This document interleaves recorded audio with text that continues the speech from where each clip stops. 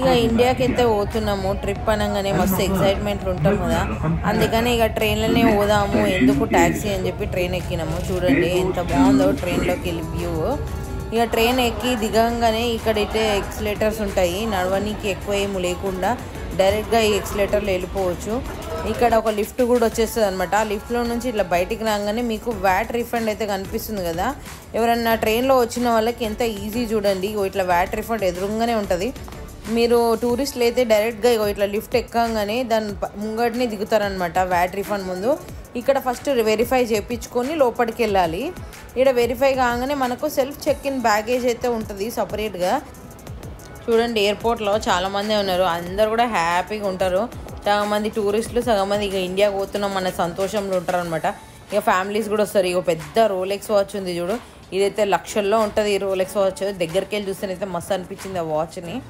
ఇక self check in అయితే మనం చేయొద్దు అనుకున్నాం, ఎందుకంటే ఆ లగేజ్ షేప్ డిఫరెంట్గా ఉంది. ఇక వద్దులే, మనము పోయి లైన్లో నిల్చొని సెల్ఫ్ చెక్ ఇన్ ఎందుకు, మళ్ళీ వెయిట్ కూడా అటు ఇటు డిఫరెన్స్ ఉన్న ప్రాబ్లం అవుతుంది అని చెప్పి లైన్లో నిల్చొని చెక్ ఇన్ అయితే చేసేసినాము. ఇక చూడండి సెల్ఫ్ చెక్ ఇన్ చేసేటోళ్ళు కూడా ఉన్నారు, చాలామందే ఉన్నారు. ఏంటంటే ఇట్లయితే మనము ఎంత లగేజ్ ఉంది ఏంది అనేది కరెక్ట్ తెలుస్తుంది. వెయిట్ వాడు ఇచ్చేసినామంటే వెయిట్ కొంచెం ఎక్కువ తక్కువలు అయితే మేనేజబుల్ కాదనమాట. ఇక అయితే నేను మొత్తం లగేజ్ అయితే ఇచ్చేసిన వీళ్ళకి. ఇక ఎమిరేట్స్ వాళ్ళు ఏం చేస్తారంటే మనకు సపరేట్గా బ్యాగేజ్ రిసిప్ట్ ఇస్తాడు. అట్లనే కాకుండా ఇది ఫ్రెజైల్ స్టిక్కర్స్ కూడా వేయించుకోవచ్చు అనమాట మన సూట్ కేస్కి. అట్లయితే ఈజీగా వస్తుంది మన స్టిక్కర్. ఇంకా లోపల ఏమైనా ఉన్నాయి అనుకో అవి పగలకుండా ఉంటాయి అనమాట.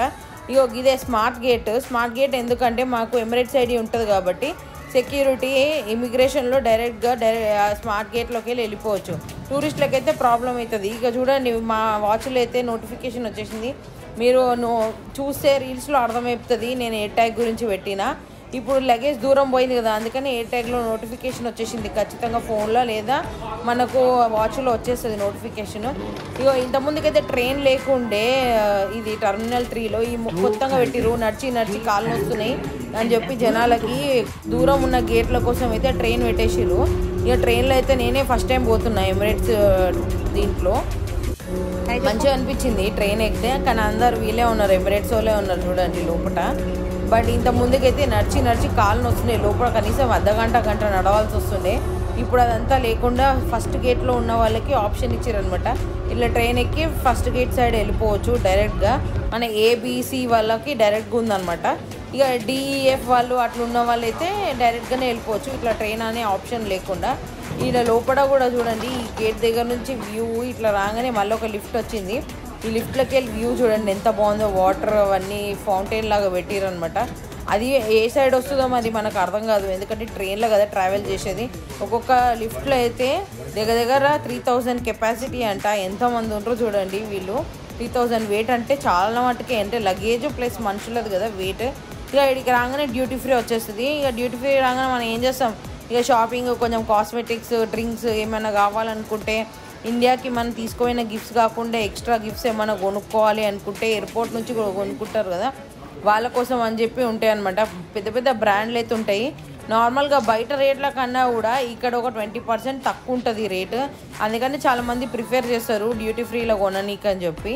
ఇక మేమైతే జస్ట్ ఇట్లా అన్ని బ్రాండ్లలో పోయి చూసినాం అనమాట, ఏమేమి బ్రాండ్లో ఏంది డిఫరెన్స్ అని చెప్పి. ఇక యాజ్ యూజువల్గా ఇండియాకి వస్తున్నాం అనగానే ప్రతి ఒక్కరు ఫ్రెండ్స్ అడుగుతారు కదా, ఇక జర బాటిల్లో తీసుకురా అని చెప్పి. ఇక సరే ఒకసారి పోయి చూద్దామని చెప్పి ఈసారి కూడా పోయినా అనమాట లోపలికి. ఇక ఏదో అట్లా పోయి కొనుక్కొచ్చిన ఒకటి. ఇక మళ్ళీ అడుగుతారు కదా, మళ్ళీ బాధపడతారు దోస్తులు అని చెప్పి ఇట్లా తీసుకొచ్చిన అనమాట. ఇక ఆకలి అయితే అయింది మస్తుగా. ఇక లెబనాన్ కసిన్ అయితే ఉంది, కానీ కాస్ట్ ఎక్కువ ఉంది. సరే ఏమైనా సరే ఏదో ఒకటి తినాలి కదా అని చెప్పి మళ్ళీ ఆల్మోస్ట్ టర్మినల్ 3లో ఉన్న ప్రతి రెస్టారెంట్ కూడా ఫుల్ కాస్ట్లీ అనమాట. బట్ తినాలి కాబట్టి ఇంక ఏదో ఒక లెబనాన్ దాంట్లో తినేసినాము మేము. ఇక అయితే టర్మినల్కి వచ్చేసినాము డైరెక్ట్గా. ఇక ఏ ఫ్లైట్లోకి ఎక్కేటప్పుడే ప్రీమియం వాళ్ళకి సపరేట్ మనకి సపరేట్ ఉంటుంది కదా, అంటే బిజినెస్ క్లాస్ వాళ్ళకి నార్మల్ వాళ్ళకి అన్నీ డిఫరెంట్ ఉంటుంది. ఇక అది కూడా చూపిస్తాను బిజినెస్ క్లాస్ ఎట్లుంటుందని చెప్పి. పెద్ద డిఫరెన్స్ ఏమి ఉండదు, బట్ ఏంటంటే కొంచెం లగ్జరియస్ ఉంటుంది. మన నార్మల్ వాళ్ళకి ఎకానమీ వాళ్ళకి బిజినెస్ వాళ్ళకి డిఫరెన్స్ కొంచెం ఉంటుంది. బట్ అన్లిమిటెడ్ ఫుడ్, డ్రింక్స్ మాత్రం అన్లిమిటెడ్, ఫుడ్ కూడా ఆల్మోస్ట్ అన్లిమిటెడే ఇస్తారు. బట్ మనము అన్లిమిటెడ్ ఏం తినలేము కదా అని చెప్పి. ఇంకా చూడండి ఇది స్పీకర్స్, స్వెటర్, ప్లస్ అదే దుప్పట్లాగా అనమాట కప్పుకోవడానికి. అండ్ ఒక పిల్లో కూడా ఇచ్చారు. ఇక మా ఆయన అయితే రెడీ అయిపోతాడు, ఎక్కగానే డైరెక్ట్గా చోలకు పెట్టుకుంటాడు, కూర్చుంటాడు. ఇక మన లగేజ్ అయితే ఇట్లా పైన పెట్టినాం కదా, వాళ్ళు వచ్చి ఒకసారి చెక్ చేసుకుంటారు. ఇక చూడండి సినిమా అయితే పెట్టుకోగానే అంతలోపే ఫుడ్ వచ్చింది. ఇక పన్నీర్ కర్రీ, ఒక వెజిటేబుల్ ఫ్రైడ్ రైస్ లాంటిది పన్నీర్ కర్రీ ఇచ్చారు, aloo curry, sweet, water, bun, butter, chocolate, juice, unlimited beer అంట. అన్లిమిటెడ్ జ్యూస్ అన్న బీర్ అన్న మనం ఏం తాగం కదా. ఇక నాన్ వెజిటేరియన్లోకి అయితే జస్ట్ డిఫరెన్స్ ఏంటంటే మటన్ ఇచ్చారు. ఇక ఇట్లనే వీడియోలు పెడుతుంటాను. ఇక ఇండియాకి అయితే వచ్చినామంటే ట్రిప్ అయితే ఖచ్చితంగా స్టార్ట్ అయినట్టే. రోజు ఒక గుడికి అయితే పోదామని అనుకుంటున్నాము, అంటే వేరే వేరే ప్లాన్లు అయితే ఉన్నాయి. బట్ నెక్స్ట్ వీడియోస్లలో చూడండి ఏమేమి పెడుతున్నానో వీడియోస్లో అని చెప్పి. ఇక మస్తు ఫుడ్ అయితే తినేసినాం, నిద్ర అయితే పోతాను ఇక మెల్లగా.